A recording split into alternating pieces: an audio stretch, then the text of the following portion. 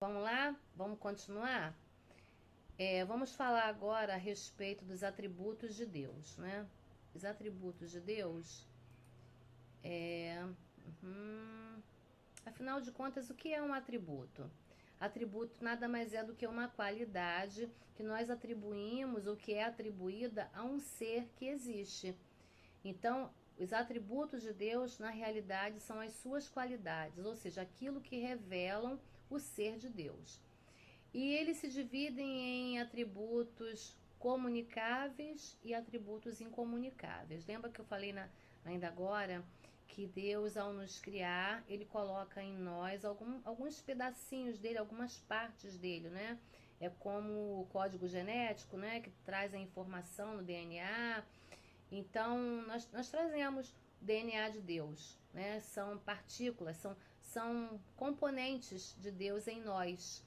Aquilo que pode ser compartilhado com a gente são os atributos comunicáveis. Aquilo que não pode ser compartilhado com a gente, que é a exclusividade dele, não vai ser comunicado a nós. Então, nós chamamos de incomunicáveis. Um desses atributos incomunicáveis ou naturais de Deus é a onipresença, que já é muito conhecido por nós. A gente sempre fala, Deus é onisciente, onipresente, onipotente, né? Sem saber que esses atributos são incomunicáveis ou naturais de Deus. A onipresença é o fato de Deus existir antes de que houvesse qualquer coisa, tá? Ele cria o espaço antes que houvesse espaço. Então, por isso, antes de que houvesse qualquer coisa, ele já existia, ele não pode ser localizado num ponto determinado, né? Não tem um CEP para localização de Deus. Ele transcende a nossa ideia de espaço, de localização, de espaço geográfico. Ele não enche um espaço, né? Ele não pode ser encontrado em espaços físicos. Onde é que nós encontramos Deus? Essa resposta todos nós conhecemos. Onde Deus pode ser encontrado, né? Jesus falava que a respeito de um momento em que o templo ele não comportaria mais a presença de Deus, né? Que a ideia de um lugar para Deus habitar, isso ficaria ultrapassado, né? Nós seríamos a habitação do Espírito Santo. Então, a partir desse momento, nós não precisaríamos mais ficar buscando, procurando a presença de Deus em lugares, em coisas, em objetos, né? Como sempre foi, desde a antiguidade.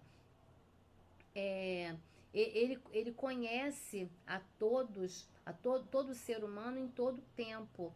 O salmista ele diz assim: para onde é que eu posso ir do teu espírito? Para onde eu posso fugir da tua presença? Se eu subir aos céus, tu estás lá. Se eu fizer a minha cama no céu, você também está ali. Se eu levantar as asas da alva e for morar no lugar mais longínquo do mar, a tua mão vai me guiar ali também e a sua destra vai me sustentar. Né? Então, o Salmo 139 ele fala a respeito disso. O próprio Jesus, que é a maior revelação de Deus, afirmou que estaria com seus discípulos até os confins da terra. Ou seja, não haveria limites para a sua presença. A promessa na grande comissão, ela revela essa qualidade de Deus, né? Essa onipresença. Deus ele não pode ser limitado por barreiras, por fronteiras, por espaços. A sua onipresença permite que ele venha agir com a mesma facilidade que ele pensa, que ele age, né? Porque para ele não tem espaço e nem tempo. Um outro atributo de Deus, que é um atributo incomunicável ou natural, é a eternidade. Assim como ele não está limitado pelo espaço ele também não está limitado pelo tempo. O tempo ele não se aplica a Deus como se aplica aos humanos, né? Por isso que nós dizemos que o nosso tempo é o Cronos e o tempo dele é o tempo Kairos, né? São coisas diferentes. Ele sempre existiu desde antes que o tempo começasse a existir, começasse a ser medido, estabelecido. Deus ele não é mais velho do que foi há 100 anos atrás. Ele é o mesmo ontem, hoje e sempre será. Ele é eterno porque não se limita pelo tempo. Ele tem consciência do tempo. Ele sabe que o tempo vai passando, existe uma sucessão de tempos, de anos, gerações. Ele está ciente de tudo que segue, tudo que acontece na ordem cronológica e, ao mesmo tempo, tudo no presente. Ou seja, ele é transcendente ao tempo, ele não está preso ao tempo. Um outro atributo é o conhecimento ou a onisciência. Deus conhece todas as coisas. O seu conhecimento ele não pode ser medido. Deus ele não pode ser surpreendido. Surpreenda Deus! Ele não pode ser surpreendido. O salmista diz que ainda antes da palavra vir à sua boca, ele já sabe o que você está pensando. Então ele nunca vai ser surpreendido, né? Ele pode levar toda a criação ao local que ele quer, ao alvo que ele deseja, porque ele conhece o passado, o presente e o futuro. Ele tem presciência, ou seja, ele conhece antecipadamente tudo em nós. E essa sua qualidade, mesmo ele conhecendo antecipadamente tudo em nós, isso não anula a liberdade que ele nos dá. Ele nos deixa livres até mesmo para rejeitá-lo, para desobedecê-lo. Ele sabe tudo o que acontece e o que vai acontecer, mas isso não diminui a nossa liberdade. Um outro atributo dele é a sabedoria, um outro atributo incomunicável ou natural. Esses atributos não são compartilhados com o ser humano na hora da sua criação, da sua concepção, tá? O conhecimento de Deus, ele implica também a sabedoria de Deus. Miller Erickson vai dizer assim: ele considera todos os fatos e todos os valores corretos. Como Deus conhece todas as coisas, ele tem total condição de julgar com sabedoria. E por isso mesmo é que tudo que ele faz é bom, sempre será bom. Onipotência, que é um outro atributo dele. Deus é capaz de fazer todas as coisas que são dignas do seu poder. Lembra-se do nome El Shaddai, né? O poder de Deus ele se manifesta na natureza, na vida, na personalidade humana, né? Ele leva pecadores à confissão e ao arrependimento, que é algo dificílimo. Mas pelo seu poder, ele faz isso todos os dias, porque ele tem todo o poder. Pedro, quando está no lago, né, que Jesus vem pela praia com a multidão caminhando, e Pedro está ali lavando as redes, né? Não tinha pego nada a noite toda, e aí Jesus pede o barco dele emprestado, ele entra e começa a pregar para as multidões, se afasta um pouco da praia, e depois ele diz: agora vamos para regiões mais profundas. E Pedro diz para ele: mestre, depois de termos pescado, trabalhado a noite toda, não conseguimos pegar nada, mas por causa da tua palavra, cheia de autoridade e de poder, eu farei tudo que o Senhor disser. Reconhecer que a simples fala de Deus tem toda a autoridade e todo o poder. A soberania de Deus é um outro atributo. Deus é absoluto e único no universo. Isso é importante a gente saber, porque ainda, né, que existam religiões, existam formas de pensamento politeístas, né, formas de relacionamento com deuses, é importante que se saiba que ele é o único e verdadeiro. Ele, como rei, governa tudo com total liberdade, poder, conhecimento e sabedoria. Um próximo atributo de Deus, mais um dele para fechar essa de incomunicáveis, é a constância. Deus ele não muda, ele é o mesmo ontem, hoje e eternamente. A sua natureza ela não é modificada de forma alguma, não cresce, não diminui. Por quê? Porque ele é perfeito. Agora, uma coisa que é importante a gente falar é que Deus não muda, mas os seus decretos, tá? Ele pode mudar um decreto. A gente vê isso muito perfeitamente, muito claramente, né? Quando o rei Ezequias, né? Ele recebe um decreto de morte, ele vira para o lado, chora, e Deus manda o profeta voltar lá e dizer que deu mais um tempo de vida para ele. Mas a primeira fala do profeta é que o tempo dele tinha acabado, né? Coloca a sua casa em ordem porque o seu tempo de vida acabou. Mas Deus muda o decreto, mas a pessoa de Deus, a sua estrutura, a sua substância, quem ele é, isso é imutável, ok?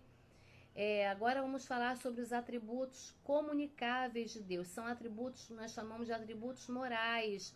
Esses são aqueles que podem ser compartilhados, tá? Já que Deus é soberano, e aí tem até uma música que diz: Nosso Deus é soberano, Ele reina antes da fundação do mundo. Essa é a letra de uma canção, não é? Muito, muito antiga, muito, muito simples.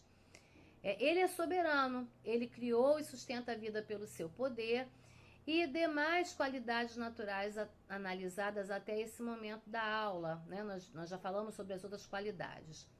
Porém, ele não é apenas onipotente e sábio, ele também é bom, misericordioso, amoroso, justo e santo. Tudo isso na pessoa de Deus. Esses que nós falamos agora, esses atributos, são atributos morais do Deus que a Bíblia revela para a gente. Por outro lado, a sua relação com o ser humano estaria totalmente prejudicada se ele tivesse todo esse poder e não tivesse qualidade moral nenhuma. Ele nos abandonaria à própria sorte. Então, graças a Deus por isso, né? Pelas suas qualidades morais. Uma dessas qualidades é a bondade. A bondade é o fundamento do amor de Deus. Deus está sempre buscando o nosso bem-estar e a nossa felicidade porque Ele é bom. Salmo 145 fala sobre isso. Ele é bom para todos e a sua misericórdia estão sobre todas as suas obras. Um outro atributo de Deus, um atributo moral, é o próprio amor. Deus é amor na sua própria essência. É esse amor que é a base de todas as suas qualidades morais. Porém, a gente não deve considerar o amor apenas como um sentimento. E aí eu quero fazer um acréscimo aqui. O entendimento de amor que nós ocidentais temos é completamente diferente do entendimento de amor que os orientais têm. E quando a gente fala de orientais, a gente está incluindo aí os palestinos, né? Que são o público-alvo desse livro. Então, o amor, ele não é apenas um sentimento. Por quê? O sentimento é algo que é passageiro, o sentimento passa. Né? As paixões passam. Se o amor fosse apenas um sentimento, passaria. Mas o amor não é um sentimento. Ele é principalmente e antes de tudo uma atitude em relação ao ser amado. Então, no Ocidente, quando um homem quer demonstrar que ama uma mulher, ele dá presente, né? Ele dá uma joia, ele dá flores, ele dá CD. CD é um negócio ultrapassado, ninguém dá mais isso, né? Eu sei lá, dar um celular de presente para a mulher, um iPhone. Ele dá presente. Mas para um judeu, por exemplo, para um chinês, para um indiano, demonstrar que ama não se reduz a presentear. Demonstrar que ama se expressa principalmente em atitudes.